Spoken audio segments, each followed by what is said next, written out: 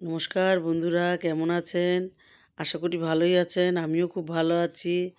আজকে সকালে চা খাওয়া হয়ে গেছে। এখন টিফিন করব। কালকে রাত্রিবেলায় লুচি আর তরকারি করেছিলাম। তরকারির কালারটা দেখেন সবুজ সবুজ হয়েছে। মটরশুঁটি আর ধনেপাতা দিয়ে করেছি তো কালারটা খুব সুন্দর এসেছে আর খেতেও দারুণ হয়েছে। আমরা সকালে ছিল, এটা টিফিন করে নিচ্ছি।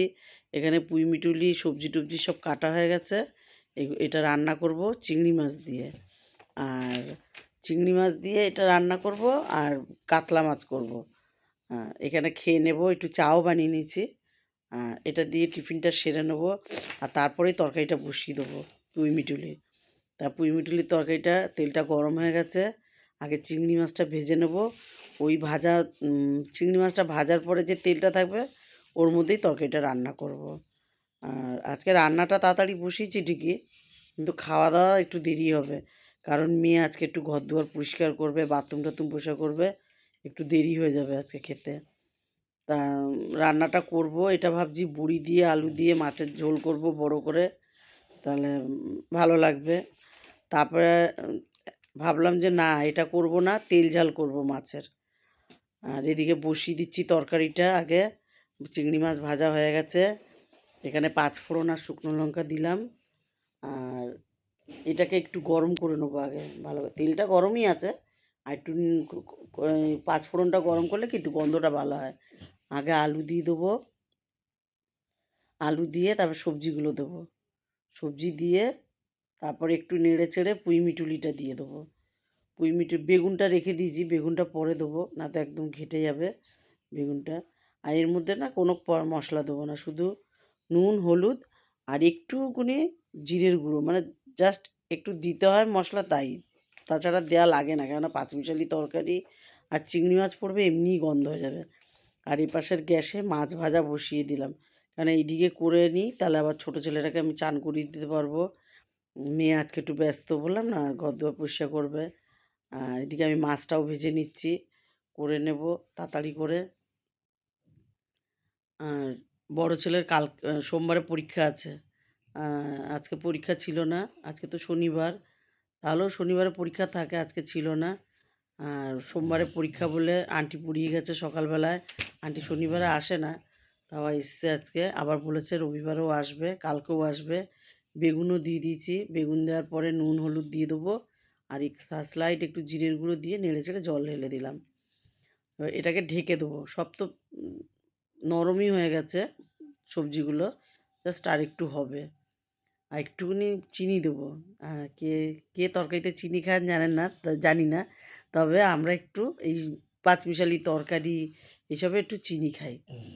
আর এদিকে এবার মাছের ঝোলটা বসিয়ে নেবো, মাছের ঝোল না, তেল ঝাল করব, কারণ সবজি অনেকটাই হয়ে গেছে।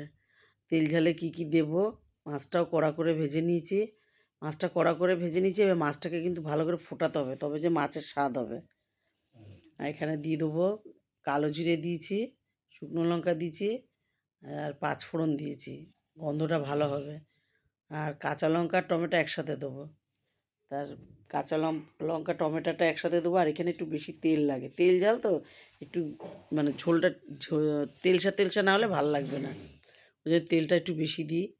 এবার লবণ দিয়ে ঢেকে দেবো, টমেটোটা গলিয়ে নেবো আগে। টমেটো গলিয়ে তারপরে একটুখানি জিরের গুঁড়ো দেবো। আমি সবজি তরকারি যাই করি না কেন, মাংস সবটাতেই মশলা কম খাই, একটু টমেটো খাই আর একটু আদা এরকম খাই, ধনেপাতা পিষে দিই যেমন, কিন্তু এমনি মশলা টশলা কম খাই। জল ঢেলে দিলাম। এবারে জল ঢেলে দেওয়ার পরে একটু ঝোলটাকে একটু ফোটাবো, তারপরে মাছ দেবো।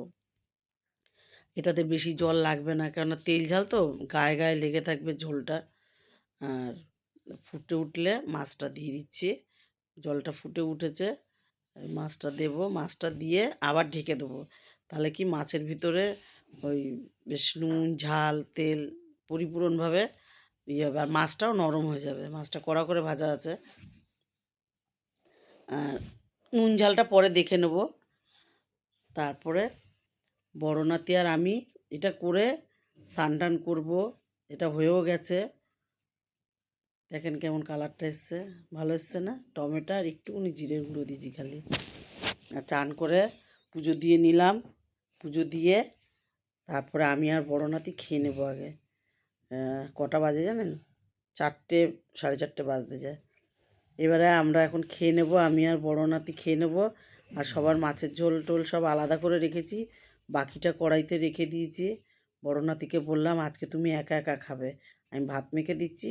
ও আবার পুঁই মিটুলি খায় না, ও শুধু মাছ দিয়ে খাবে। আমি বললাম খাও, যদি লাগে আরও মাছ দেবো, তাই খেয়ে নাও।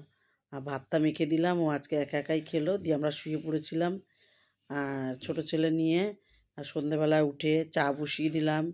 আজকে মেয়েকে আর চা করতে দিইনি, ও খেয়েছে 5টা 5:30 বেজে গেছে। তারপরে একটু ঘরের কাজ বাজ করেছে তো। আমি চাটা বসিয়ে দিয়েছি, চা খেয়ে আবার ছেলেকে একটু অঙ্ক করবে, আমি বসে থাকবো পাশে। ও অঙ্ক করছে, আমি পাশে বসে আছি, চা খাচ্ছি, আর ওরা ওই ঘরে ঘুমাচ্ছে। আর ছোটোটা ওঠেনি এখনও। আর ছোটোটাকে তো জানেন, ওর সামনে ও জানে আমাকে ভিডিও করছে বা ফটো তুলছে, ও দাঁতগুলো আগে বের করে দেবে। যাই ওই ঘরে দেখি উঠেছে কি না একবার।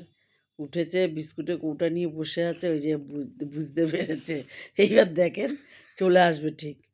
আজ এটুকুই। ভালো লাগলে একটা লাইক করুন, কমেন্ট করুন। ভালো থাকুন, সুস্থ থাকুন। শুভরাত্রি।